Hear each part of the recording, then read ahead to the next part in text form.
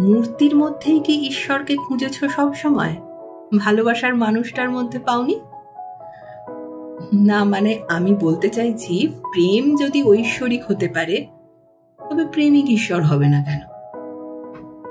ঠিক আছে, আমার কথা বাদ দাও, কবি কি বলেছে শোনা যাক। ভোর হতে যেই উঠেছি সদ্য কামিনী গাছের আড়ালে, লাজুক নয়নে দ্বিধা ভরা মুখে ঈশ্বর এসে দাঁড়ালেন। ঈশ্বর, তিনি ঈশ্বরই।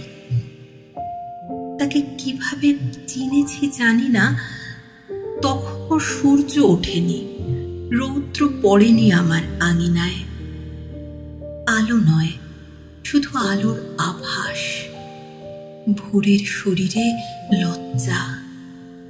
এমন সময় ঈশ্বর একা এলেন আমার দরজায়। এলোমেলো চুল, আলুথালু জামা, বহু বছরের অবসাদ চোখের তলায় বিছিয়ে রয়েছে। সেই চোখ দেখে সহসা মনে হলো তিনি সুন্দর। এত রূপ আগে দেখিনি। মুগ্ধতাটুকু বুঝে ফেলে মুখ নামিয়ে নিলেন তখনই। কেশে উঠলেন অস্বস্তিতে এবং কাস্তে কাস্তেই দরজার পাশে নিচু সিঁড়ি ঘেঁষে বসে পড়লেন আস্তে। তখনও ভোরের কুয়াশা কাটেনি।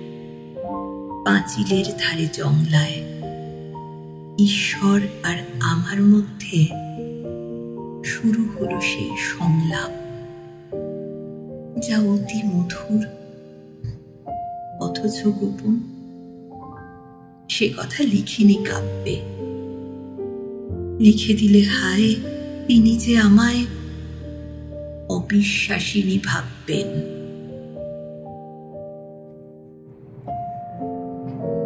ধন্যবাদ।